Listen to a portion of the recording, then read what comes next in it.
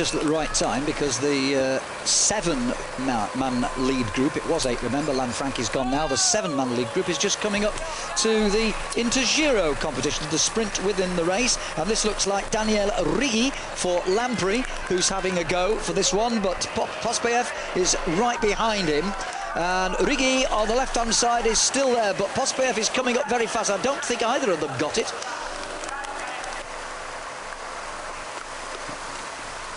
Might well have been Iliano who got that one for the Formaggi team. Meantime, the clock ticks away from that point, so we'll get a pretty accurate time check. Let's just have another look at this. Looked to me like the Columbia Salitalia rider taking that one, Iliano from Righi.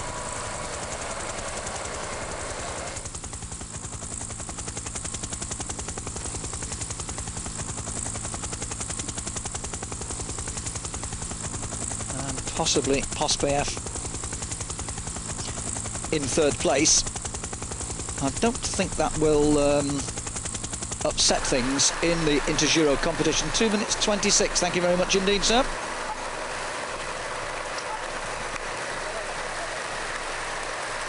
I think Crescenzo D'Amori, who took over the Giro jersey from Massimo Strazza when Strazza sadly had to retire from the race. I think D'Amori will still be comfortably in control of that jersey. Most of these riders too far back to be involved. Righi, for instance, the Lampre rider, down in 14th place in the Giro competition, and nobody else really anywhere near, so D'Amori, I think, is virtually certain of hanging on to that particular race within the race. The clock's still ticking, and as you can see, the main peloton has not yet reached the Giro competition line. The blackboard man saying still well over 2 minutes. They're heading more or less in a southerly direction at the moment, going back whence they came, although this is only a brief little part of the race that goes in that direction. Tomorrow, for instance, they go all the way back to Porto sant'Elpidio. And this time, tomorrow that is, they do in fact go north to Cesena. And the clock's stopping at 2 minutes 15. Oh, well, it's not stopping, it's carried on running. But 2 minutes 15 for the peloton. And the Giro point today, let me just remind you, at 109 kilometres. Of the 146 that they are doing. So 37 kilometres remaining, of which the last 32, more or less, are away from the coast, turning right, away from those lovely beaches, which must look awfully tempting today. And there's your confirmation, 2 minutes 15.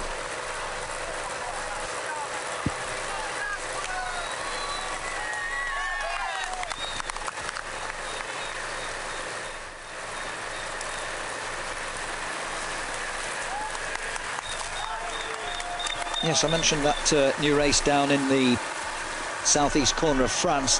It's called the Tour du Languedoc-Roussillon, but it's probably better known as a race down in that neck of the woods as the Grand Prix du Midi Libre, which ran for many, many years, but sadly was stopped for financial reasons a couple of years ago.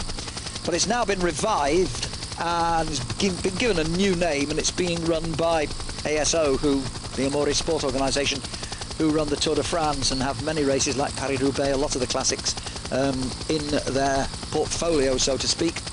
And they've revived that race with this new name, the Tour du Languedoc-Roussillon. Lance Armstrong starting off today with his team of USP riders. And for Britain, David Miller and Cofidis back in action too. That's one to watch for the results, that is. 35 kilometres to go, which means that they now only have another 2.5 kilometres of this nice flat promenade road to go along before they swing to the right and start this ever so gradual climb. It's hardly worth talking about, really. It's ever so gradual. Nonetheless, it's away from the coast. You would expect it to go a little bit uphill, would you not? That's where I'd like to be today, I tell you. It's that kind of a day, isn't it?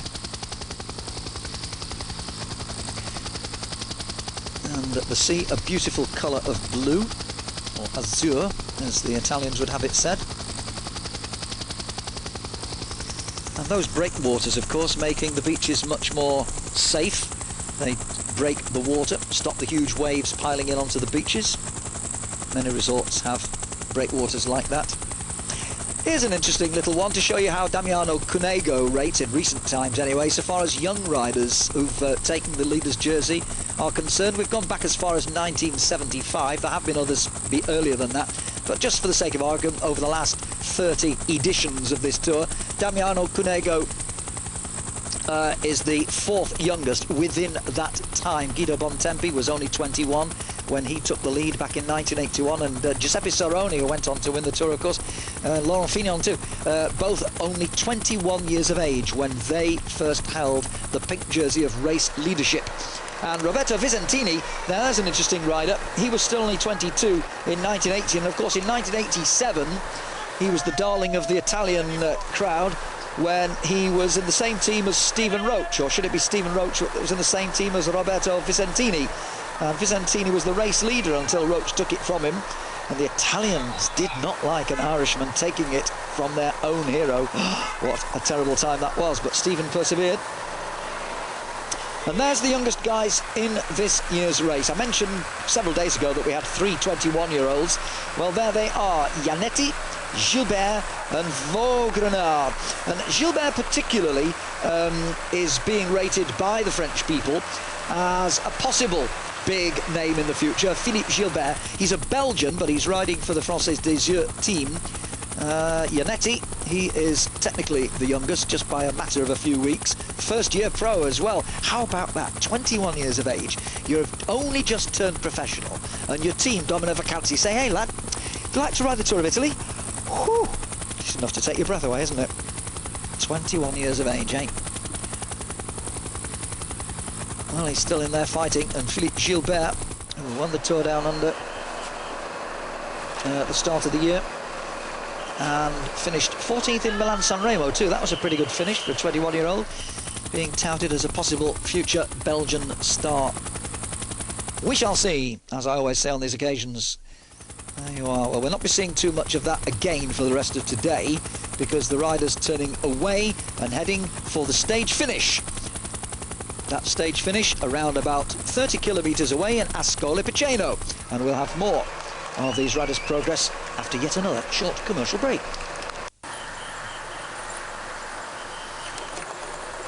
Well, you've just missed some glorious views of the beaches on the Adriatic here, which the riders have just left.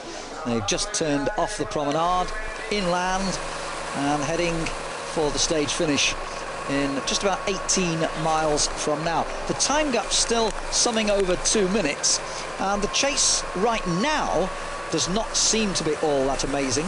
That was Rafael Iliano, the Columbia Sellitalia rider, number 55, we just saw at the front there. Pospoyev for Ake Saponi. Beckman just going through the picture, and Pospoyev again doing some work on the front. Well, it was 2 minutes 15 at the Giro, but I'm told that after they swang away from the promenade, made the right turn to head for the hills, that had come down to something just under the 2 minute mark. So clearly these guys are being reeled in, 7 of them. And the work being shared, I heard that the Tenax boys, who've got Nicola Loda, who's a tidy little sprinter when he wants to be, and Oscar Pozzi, the Tenax boys were heard doing a little bit of work together with the Fassa Bortolos, and to a lesser extent the Seiko riders. The Seiko riders don't want to expend too much of their energy right now. They're quite happy to let Fassa Bortolo do it with them. We do see them there or thereabouts at the head of affairs, but on these shorter stages, not mountainous, although this has been a little bit lumpy, it's been mainly the Fassa Bortolos. Once they got their man safely back into that split bunch, it did just split in two for a short time when they were in the hills, and certainly Pataki was seen in the back half of the split, but all is okay now. Peloton all more or less anyway together.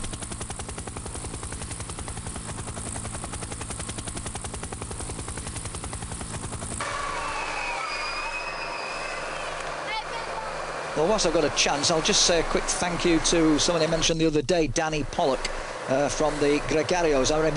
I mentioned Danny's club, the Gregarios Super Club Ciclista, and he's very kindly sent me some biogs on some of their members, and he's also included a marvellous photograph here.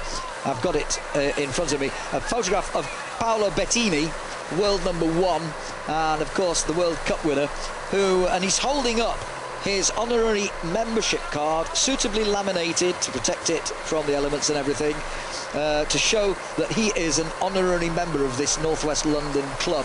So thanks for that, Danny. I can't go through all the biogs of all your members, far too many, but I see all sorts of nice awards they've won, like the Black Sock Award, and such things as the Wendover sign. Yeah, got that one. And the Goat Centre Cafe Sprint. It's all good stuff, and I do wish the Gregarios Super Club Ciclista all the very best. I hope they enjoy their cycling whenever they're out. And if you ever come across this bunch of oddballs, has-beens and never-wases, I'm only joking, lads, but you know, then say hello to them, and you never know, if you fancy joining them, you could perhaps become another Gregario. I'm going to see who I can nominate for my Gregario of the day today, and if you've got any nominations, you can always put them on www.eurosport.com if you fancy getting in on the action. I'm not sure who I would say today. Possibly I might just go for Fabian Wegmann, since he's got himself into this break. He's wearing the green King of the Mountains jersey by proxy for Damiano Cunego, and he has won both of the King of the Mountain sprints today, so I think I might just edge him today as my Gregario of the day, Fabian Wegmann of the Gerolsteiner team. You may think different, we're all entitled to our opinion. Well, here we are still with the leaders, and the pace still pretty good.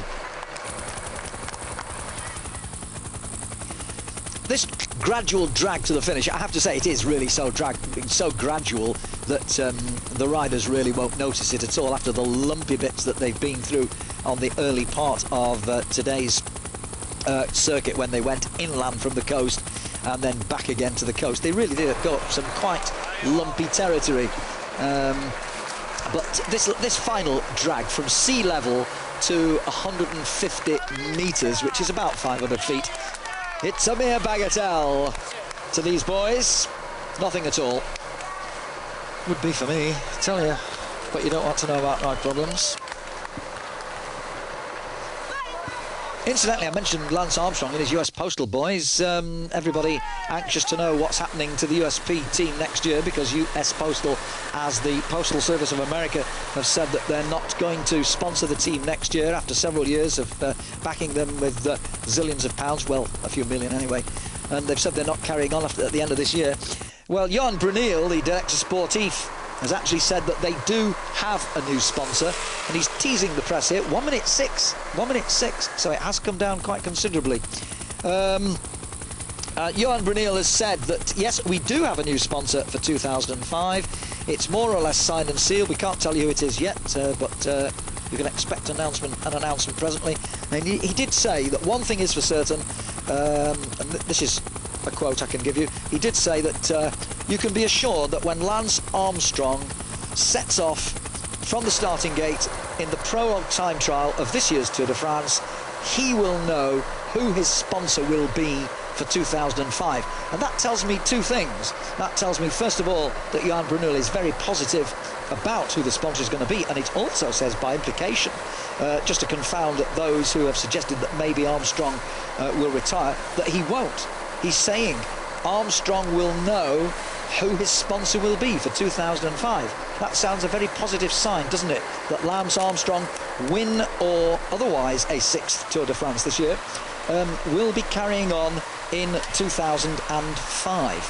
So we await eagerly more news from Johan Bruneel and what is currently the US Postal, presented by Berry Floorings, team.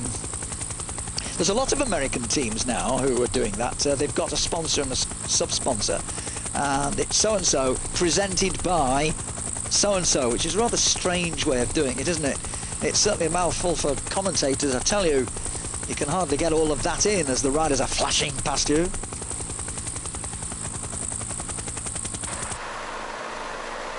Well, this peloton drawing in the 7 from the original 8-man break. Just a reminder once again of the 7 remaining. Remember, we lost Paolo Lanfranchi from the Ceramiche Panaria team. He's been back in the peloton for a while now. The 7 remaining. Number 14, Bo Hamburger, Acque Saponi. 17, Krilo Posboyev, Acque Saponi. 55, Rafael Iliano, Columbia Celitalia. 107, Giuseppe Moraglia, Formaggi.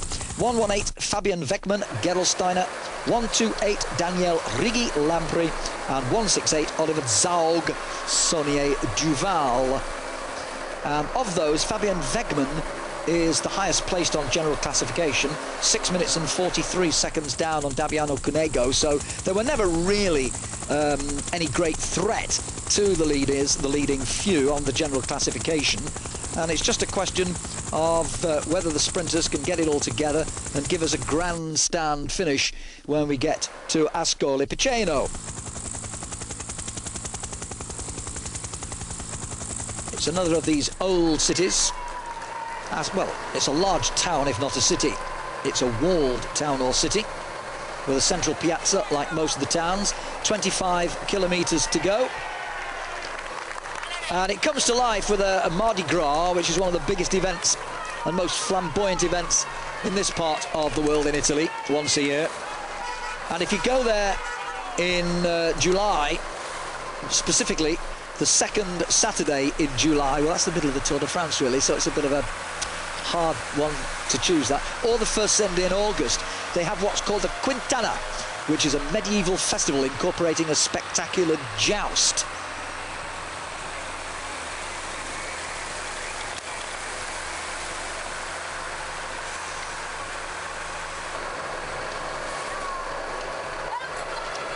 Fabian Weckmann lying second in the King of the Mountains, but wearing the jersey, in case you just joined us. If you've heard me say that before, I know I do repeat myself, but that's because there's viewers dipping in and out of various television stations all the time. We hope that when they get to Eurosport, they'll stay with us, that they'll like what they see.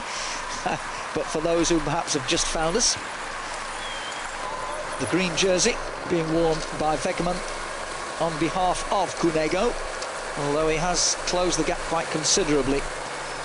Started the day off trailing by 17 points to 28 at Cunego, but he's got another 6 points today, so he's up to 23. But of course there are big points to be won later in the race, as ever with the Tour of Italy. It is the last week where we do all the big mountains. Bit of treatment for one of the Française des Jeux riders there. Well, we'll take another short break, and when we get back, we'll be that much nearer to the finish, won't we, in Ascoli Piceno.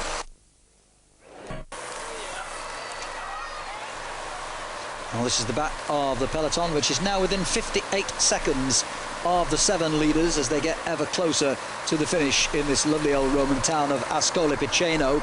I hope you'll get some nice views of this walled town, as a matter of fact, because it is lovely to look at.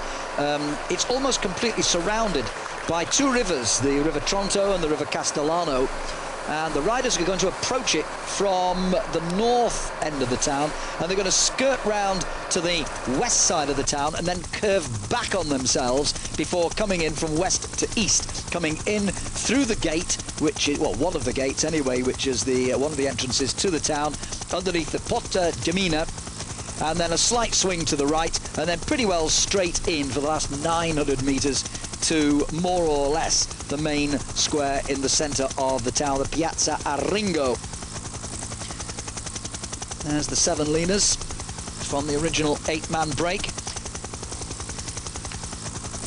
And we've been to this town 4 times before with the Tour of Italy. This is its 5th staging of a finish. We go all the way back to 1913, when Clemente Canapari was the very first winner in Ascoli Piceno. In 1933, Alfredo Binder scored one of his 40 stage victories in the Tour of Italy. In 1938, a gentleman by the name of Rafael Di Paco was the stage winner. And then the last time we were here was 1988, when Guido Bontempi was the winner in Ascoli Piceno. So those are the last 4, the only 4 previous arrivals in Ascoli Piceno. I wonder who will add his name to that list. Will it be one of these 7? I somehow doubt it. We haven't seen a successful breakaway so far. It's all been the sprinters, or of course the 2 mountain stages, somewhat different of course. We haven't seen a breakaway like this stay clear. Wouldn't it be nice? I like that to happen, but it's not going to. Fassa Bortolos and the 10X boys once again doing the work on the front of the peloton as the race goes ever further away from the Adriatic coast. Back there again tomorrow. Well, these 7 of the original 8, remember they went away at 20 kilometres. They've now done, well, they've got 20 to go, so they've been away now for this is 126. They've been away for over 100 kilometres, 60 odd miles, these guys, in this lovely warm sunshine, absolutely gorgeous conditions. Lovely for sunbathing, as we saw when we were down on the coast a little while back. Quite a few people there, some of them totally disinterested, probably don't even know there's a bike race going on, which actually is unusual because most of the Italian people are cycling mad, but then there's a few, I suppose, who aren't. It's got to be. Now, this is the same banner we've just seen the leaders go under. 20 to go, which is about 12 miles, just a little over 12 miles, and that gap is nowhere near a minute now.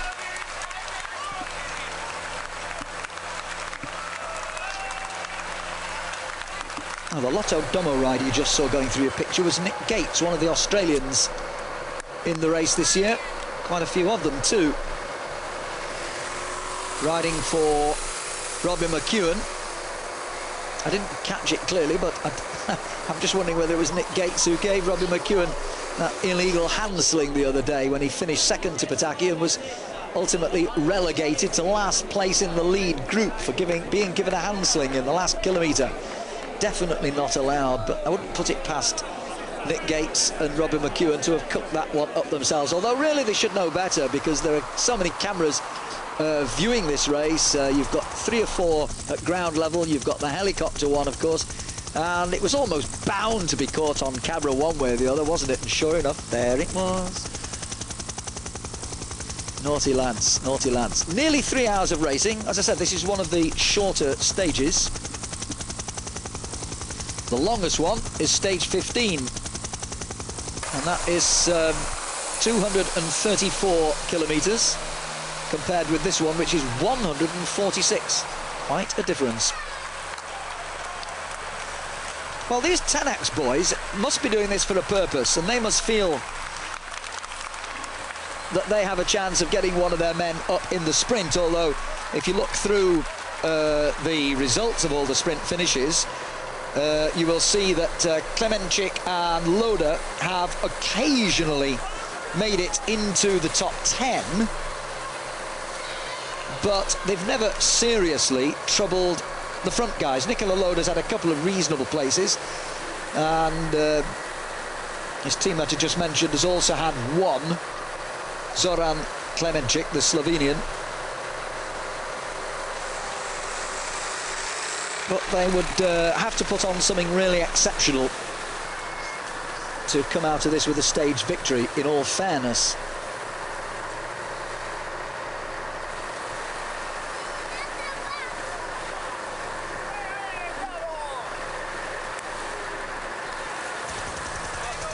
Well, I must say that all 7 in this break seem to have been doing their work. Nobody slouches at all in this one. They've all done their work, through and off, as they say, through and off, each doing a little bit. Meantime, back in the peloton, we see the Vinny Calderola boys also taking turns up front to close this gap.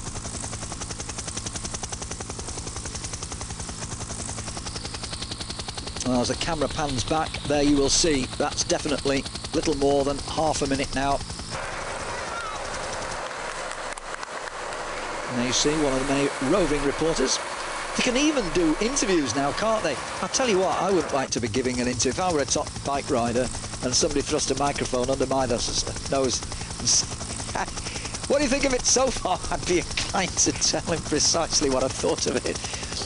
but I have actually seen it being done in the past. I don't recommend it. You never quite know what the rider's going to say under pressure. This is live, folks. You've got some of the Gerolsteiner boys in the pale blue jerseys on the right-hand side. In the middle, the red jerseys of the Seiko boys.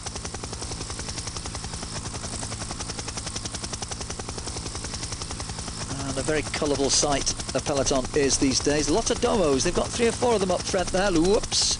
Somebody nearly touched the wheel there. That can be disastrous. We've seen what happened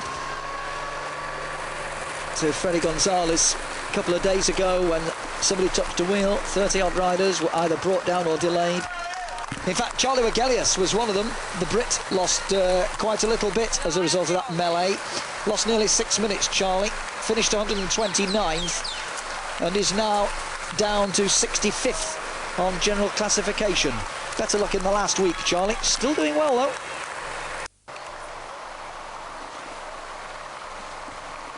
The peloton within 15 kilometres then of the day's finish at Ascoli Piceno, this stage 10 of this year's Giro d'Italia. This race, which began back in 1909, celebrating this year its 87th edition. Remember, last year the Tour de France celebrated its 90th and indeed the centenary of the very first one in 1903.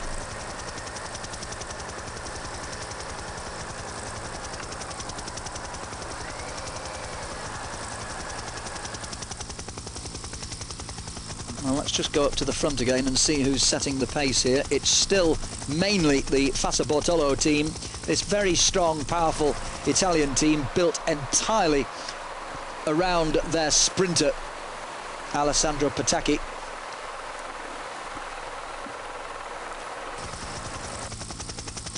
I believe we're about to see another statistic come up on screen. And, oh, well, yes, when it says riders with most Giro stage wins, it means recent years, I think. Yes, well, Roger de Vlaming and Freddie Mertens and Giuseppe Cerrone all topping Alessandro's 6 of last year, and of course Mario Cipollini's 6 in 2002. And I just wonder whether Petacchi can get 7 himself. Well, he's on 4. Missed a chance 2 days ago, but there's still plenty of time for him to beat his 6 and equal those performances of the 1970s and 1980 indeed. 7 stage wins in one Giro d'Italia. 3 men doing it. 2 Belgians and an Italian. Can Petacchi move up 1 from last year? Obviously Mario Cipollini can't. He's out of the race, sadly. And I wonder whether Mario will make it morale-wise back for the Tour de France. He took a bit of a battering physically and mentally, I think, as a result of that accident, which was not of his own making, and he certainly went home with his tail a bit between his legs, which I don't like to see. I hope that he will get the morale back and have one last determined go. At the age of 37, he's obviously not got much time left, but at the age of 37, I'm still very hopeful that he can do that and make it to the Champs-Élysées, and then he could retire with his head held high. He's got the record for the number of stage wins in the Tour of Italy. He's won the World Road Race Championship, which was always his ambition, but I think there's one more little ambition, and that is for him to get to the Champs-Élysées in the Tour de France. Right now, his morale is probably not so great. The beaches in this time of the year look very tempting, I know, but I do hope that Mario Cipollini can pull himself together, get his morale right, and ride the Tour de France, and yes, finish it. And I'm sure there's a lot of you people out there who would love to see that. We're all sentimentalists at heart, aren't we, hey? We'd all like to see him finish it. Win the last stage on the Champs-Élysées? Now, wouldn't that be a way to go out with a bang? Well, there we see the peloton finally overtaking our 7 brave men, originally 8. Let's not forget Paolo Lanfranchi. Well, they've pulled back 3 or 4 of them anyway. So there's still about 3, these guys here. Well, another 4 still clear. Not quite then, all back in the peloton. And determined to be the last one caught, I think, Fabian Wegmann. My choice as my gregario of the day. But there we are. They are now being caught. And this peloton, you can see, really is moving quite quickly now. Talking of moving quickly, and we shower with you with statistics of all kinds in bike races of this nature, I know. But there was one I picked up a couple of days ago when we finished the stage to Carovigno, and if you remember, it was a tight little circuit. It was only 4.3 kilometres round, number of sharp corners. It wasn't the easiest of circuits to race round flat out, and yet the statistic I came up with was the average speed for those 3 circuits they did. And if you remember, Fassa Bortolo were on the front all the time, winding it up, and even though that was a tiny circuit with a number of tight corners on it, the average speed for the first circuit was 30 miles an hour. The average speed for the second circuit was just a whisker under 31 miles an hour, and the average speed for the third and final circuit leading up to the checkered flag was just a shade over 32 miles an hour. They were motoring, considering all the bends that they had to go round on that tight little circuit in Carovigno. That's really astonishing, isn't it? I mean, our top time trialists in Britain, there are a few of them, as you know, who can ride time trials on up and down dual carriageways at over 30 miles an hour, and I take my hat off to guys who can do that, because I can't get anywhere near it. I'm struggling to do 20, never mind 30. And so anybody who does a 25 inside 50 minutes, it's well done, mate. That's terrific. But to go round a little tight circuit like that at 32 miles an hour with all its tight corners, that is something else, isn't it? And it went up and up and up from 30 to 31 to 32. Incredible stuff. And we may well see a little bit of that in the closing stages today. But today's different. As I say, just a reminder, in case you just tune in, as they're approaching the finish in Ascoli Piceno, they swing around an outer kind of a ring road that goes to the north of the town, and then they come left and left and left again to actually end up coming back in from the west side of the town, from the far side. I'm not sure whether this will go all the way to showing you. Well, there's the way they swing round, and now you'll see the red come round. There you go. Now you see the picture, okay? How they swing round and into the town from the opposite direction. So 10 kilometres to go, 6.2 miles, give or take, and we're all together.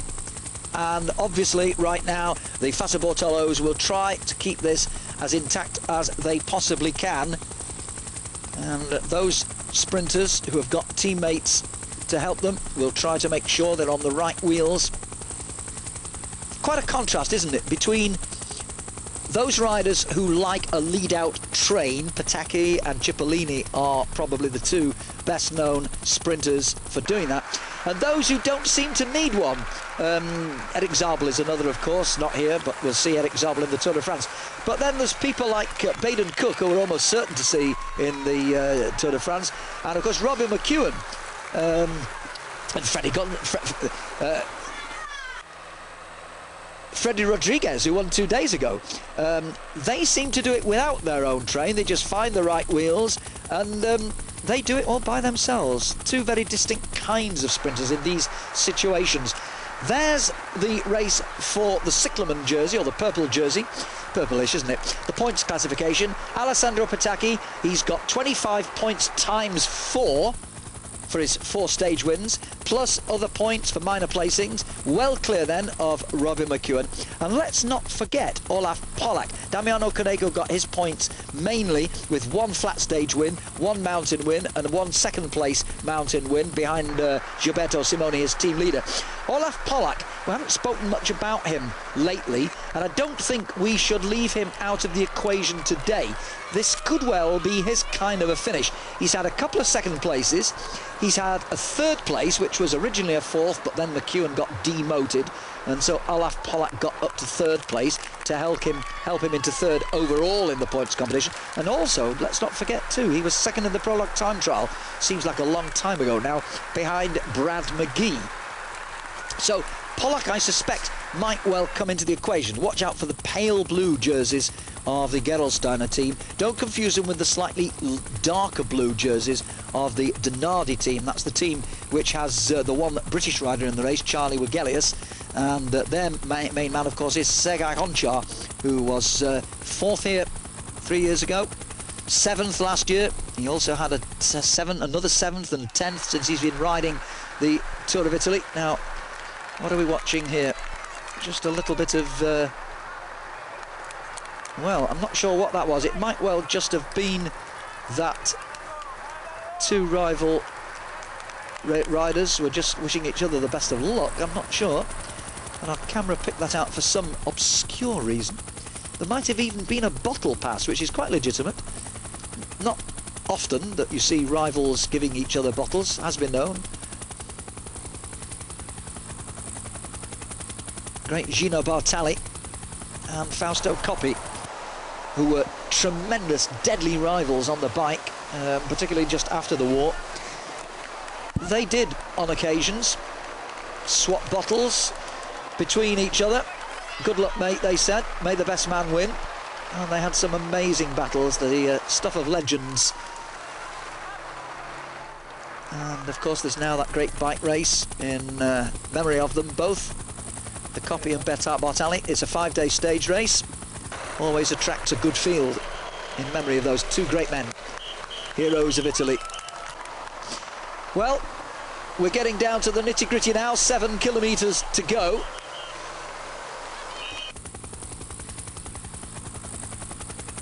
And the pace already fairly high. You can always tell that by the way the front end is like a spearhead or an arrowhead. Well now, it looks to me as though, for a moment anyway, the Fassa Bortolos have lost the plot. And as a result of that, they've allowed one rider to go away on his own. And this looks like one of the Dinardi boys. It could be Graziano Gaspare. It is Gaspare.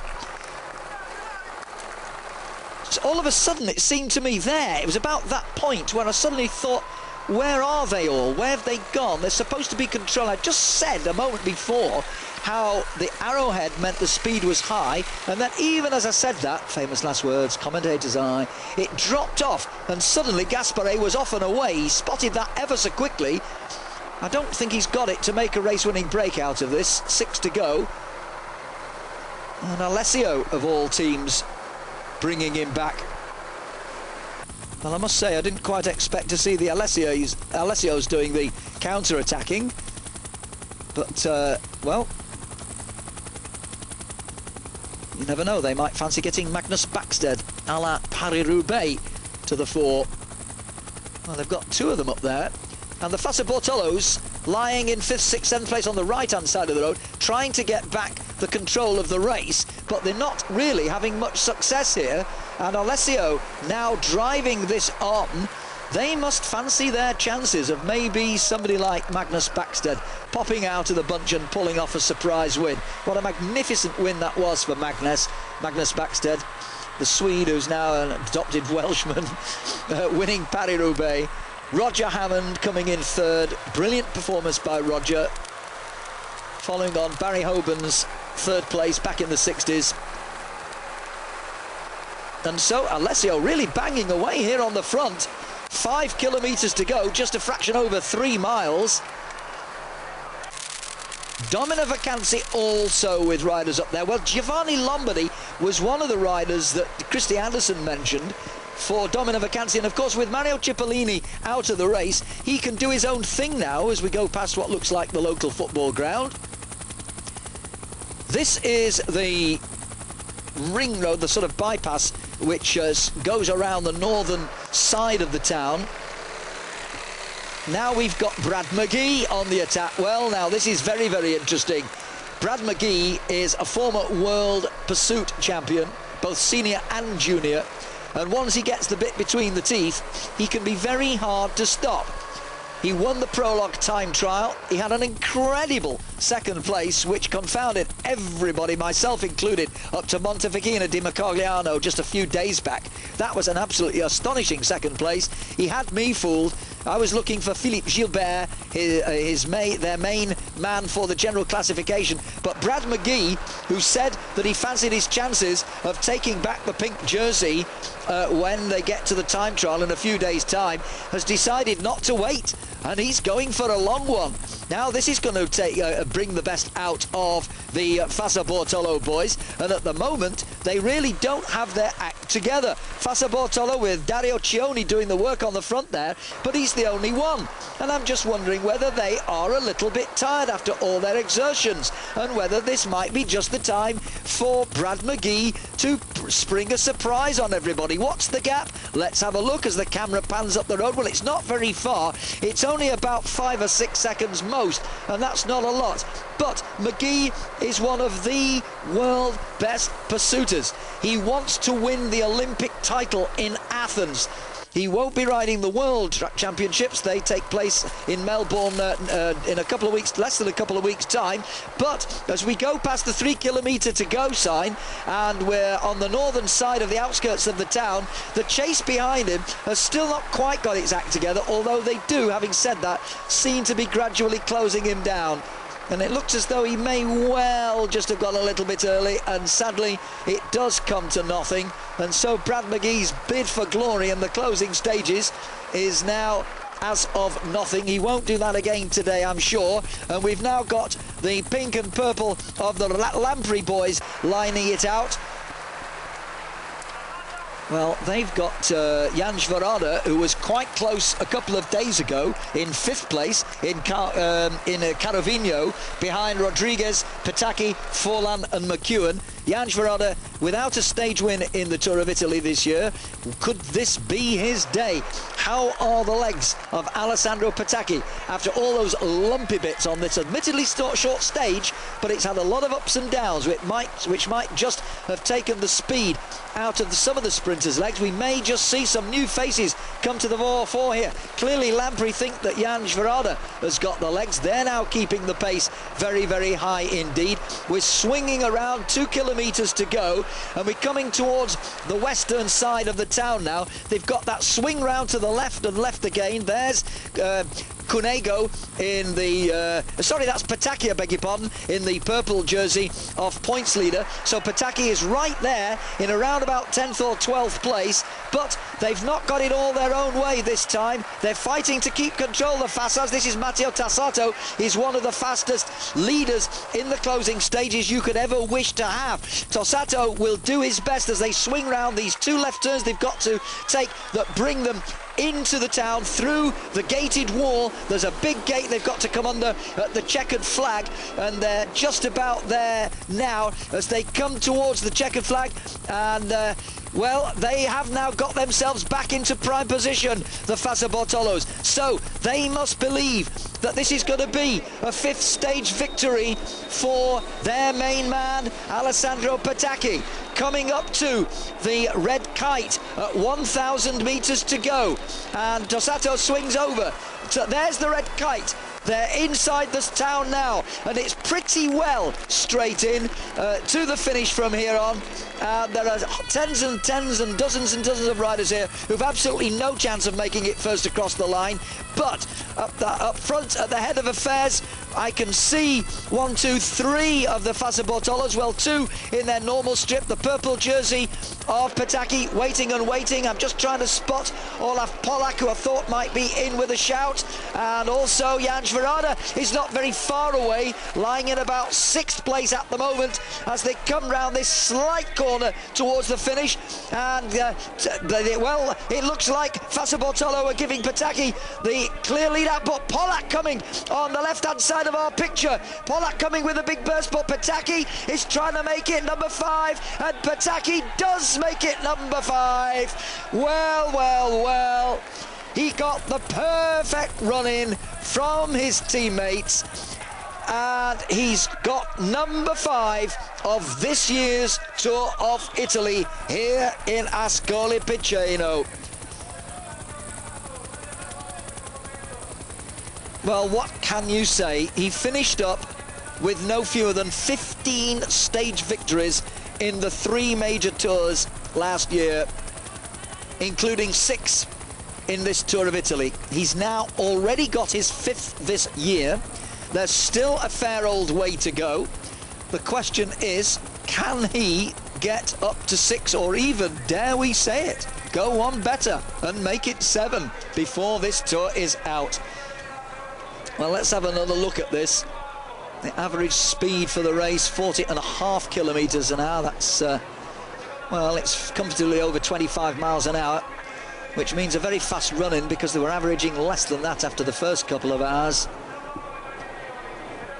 Well, he got the perfect lead out once again.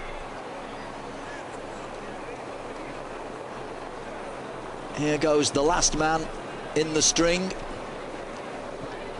And it looked to me as though Zanotti wasn't that far behind him at the end for Vinny Calderola, still on his wheel at this point, as the speed goes just about as fast as you could wish it to be. McEwen coming from much too far back, because already Pataki's gone on the extreme left-hand side of the road, and clearly in that situation there's just nobody can get near him. It does look like Zanotti, I think, in second place. We'll get confirmation of that ere long.